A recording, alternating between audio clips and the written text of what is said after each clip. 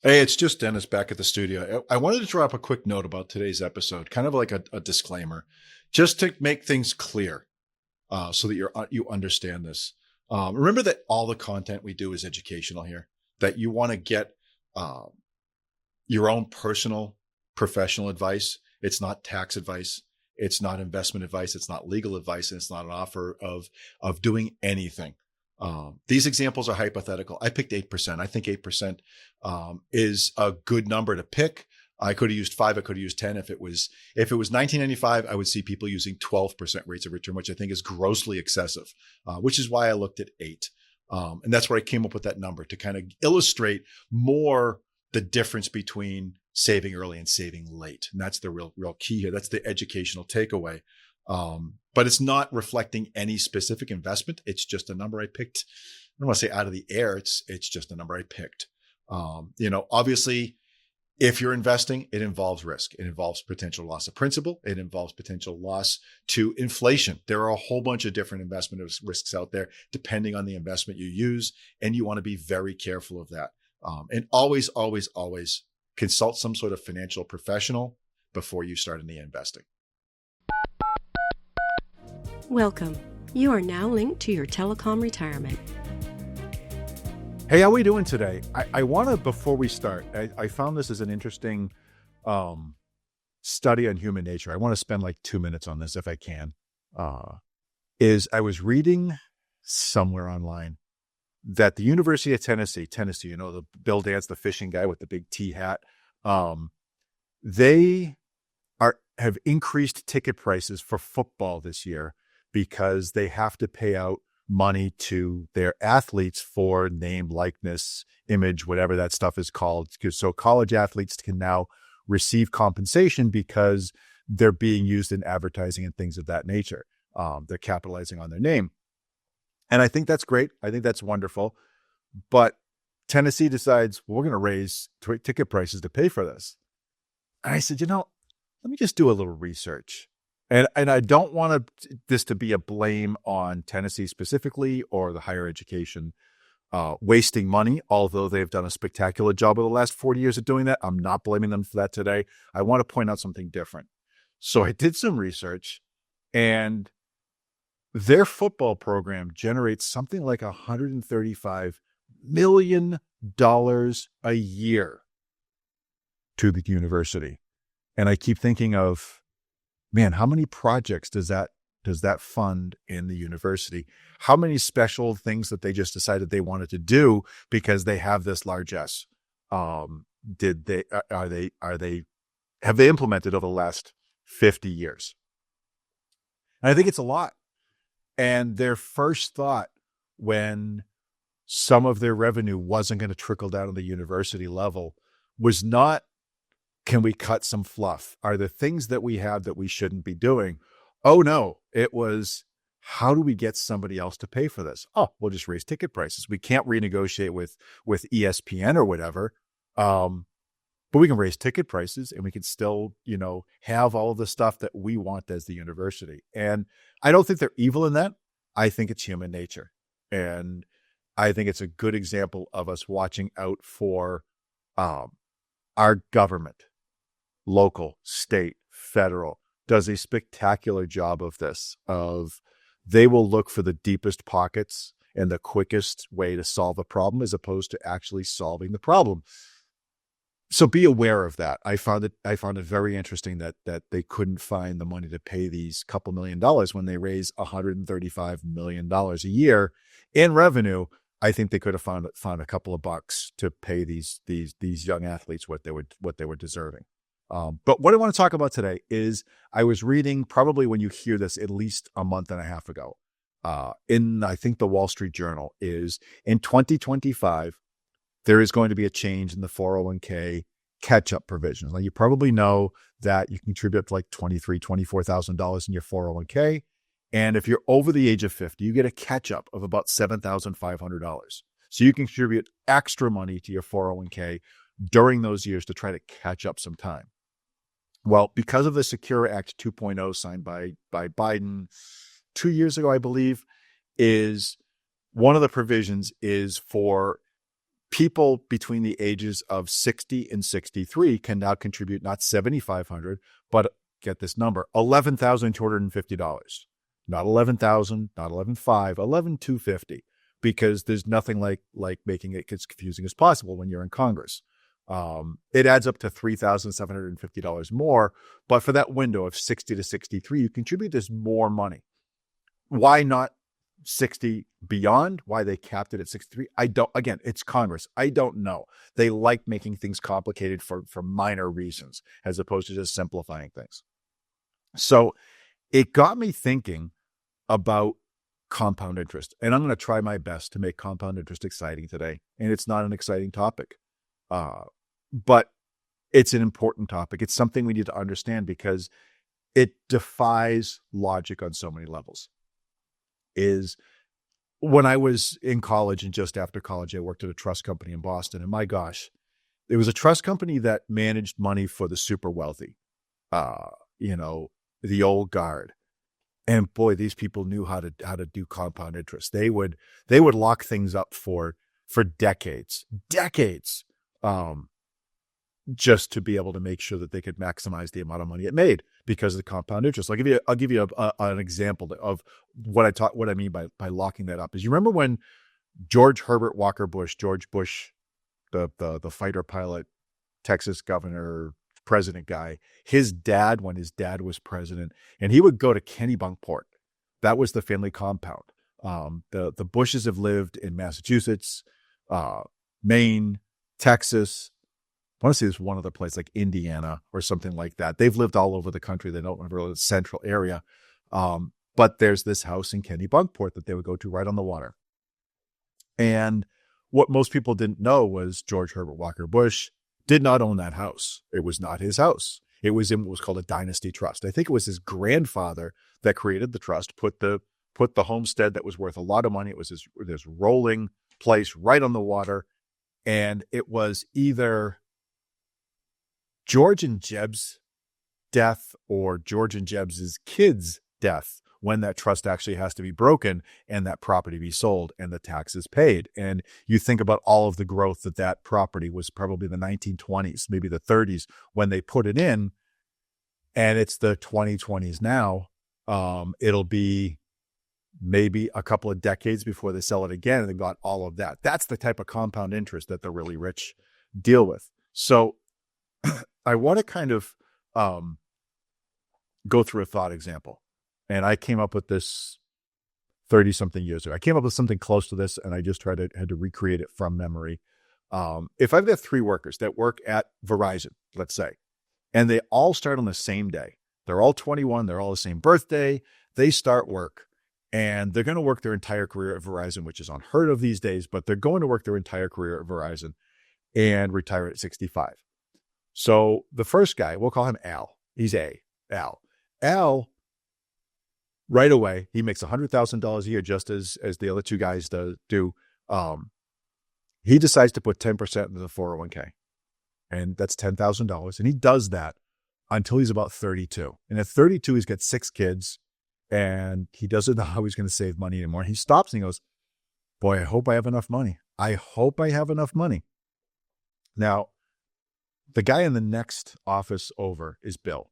And Bill didn't really do a lot of saving early. It was, I'll get to it later, because like we all think we'll get to it later. And at 32, he looks at Al with the 6 kids and he goes, I have got to get to work. So I want to make sure that I have more than Al when I retire. I'm going to start now. And Bill goes from 32 all the way to age 65, making that same 10% or $10,000 contribution. He's got to have more money, right? And then we have Chuck, worker C. Chuck's the party guy. That's why he's Chuck. He's not Charles or Charlie. He's Chuck. Chuck the party guy. And Chuck the party guy is that guy at 40 that acts like he's 21. But at 45, he kind of starts seeing the workers he started working with early in his career retiring, and he thinks, oh boy, I better start saving some money. And he realizes he's got a lot of ground to catch up, and he's going to do 20% or $20,000 a year. And he goes from age 45 till age 65, and they all retire. So let's look at what they've put in. So Al's put in about $110,000. Bill has put in about $330,000, and Chuck has put in $400,000. So they look at their account balances the day they retire, and they open up their 401k statements. They look at it, and Chuck goes, ha, $915,000. And this assumes an 8% rate of return, by the way. 915 grand. Read them and weep. I more than doubled my money. So Bill opens his, and he goes, I got $1.45 million. A lot of money. And it's 50% more than you had. And I put in less money. I put in $70,000 less. I had more money. And they both look at Al, and they know Al put in the least amount of money. Al put in a third of what Bill put in. So maybe Al has half. Maybe he's got half. He might have the same amount, but probably not. Al opens his, and he faints. And Bill and Chuck run over, and they look at his 401k statement, and he has $2.1 million. He has 50% more money than Bill does. How the heck did that happen? It's those small, teeny, tiny increments. And that's probably the important thing is this all came from, just as a quick aside, 30 years ago, doing seminars at the time, 9X and AT&T. 9X is now Verizon, but not really. AT&T is not AT&T that we know today, as you probably know if you work there. And at the time, mostly in 9X, is the company did zero education about the 401k. Back in that day, they were managing it themselves, and they believed that if they managed it and told you about it, they were running risk of an ERISA violation, which is the code that oversees 401ks and pensions and things. So they didn't do any education, but the managers were very happy for us to come into garages and installations and buildings and things like that. I've done seminars all over New England about the 401k because there was an interesting phenomenon is managers weren't necessarily judged based on performance. And that just sounds silly, but it was important, but it didn't seem as important as these other thing. Things of how fast they fix a trouble, or how many troubles did they get fixed a week, or how many calls did they get through with directory assistance, or whatever it was back in the old hardline days. There were three things that those managers competed on internally, and it made a big difference in terms of your ability to get promoted and things like that. And it was your employees, your workers' participation in the United Way, in savings bonds, in the 401k. So I spent a considerable amount of time doing seminars all over New England for managers that just wanted to increase the 401k participation. I wanted to meet people at the phone companies, quote unquote, and I wanted to make sure that the employees had something, because especially on the union side back then, 30 years ago, there was this lack of trust that this is some sort of scam by the company, and it definitely wasn't. So that's what was going on there, and so that's kind of where all that came from, where those numbers came from, as I kind of worked it out. I didn't really work it out. I kind of came up, I guessed, and it came out this way because this is what I do for a living. If I look at why does this work? Because it doesn't make sense, right? He's just not putting in a lot. He's putting a third of what the other guy put in. He only gets an extra 10 years, or 12 years of growth. How could it make such a difference? And that's really where we get stuck. Is I can't tell you how often people will come to me, will sit down, whether it's a child of a client that has a small account, or it's a client that has a very large account and a very small account, and they'll say, I just don't think this small account is growing. And we'll go through it together, and we'll say, okay, well, let's take a look. Let's see how much it's made. It's made 20%. And they go, yeah, I guess so. But let's think about it. Let's say it's 20%. 20% on even $100,000 is 20 grand. Good amount of money, but not earth shattering. Seeing your account value go from 100,000 to 120 makes you kind of happy, but not that great. Think if it's only 10,000, it goes from 10,000 to 12,000. But what if it's $1 million portfolio and it grows from $1 million to 1.2? There's $200,000 more. That seems like a lot more money, right? It is a lot more money, but as a percentage, it's the exact same thing. And that's how our brains work, is our brains don't work logically. They're trying to take shortcuts at all times. And that's what's causing people to not really focus on starting early and making sure you contribute early and leave those contributions in there. It doesn't seem like it's making that much of a big difference, and it's making much more difference than you can imagine. So let's bounce back to the Secure Act 2.0 and this $3,750. Knowing what we know, that early and often is the best way to do it. Is that extra $3,750 a year for 3 years going to make a difference in someone's retirement? No, and yes. So here's the second part of this is with younger people, putting the money in and letting it grow in that compound is the most important thing. The closer you get to retirement, this is the problem with Chuck. This is Chuck's problem. He was way too close to retirement when he started contributing in the first place. It's not going to amass as much money. But think about this, is Al and Bill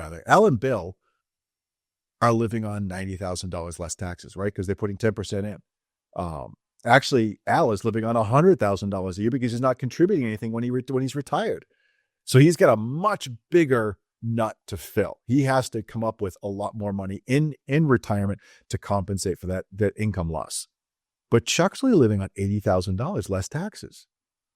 Same thing here is the closer you get to retirement, it's less about building up that nest egg and getting more money in that 401k or investment account or whatever it is.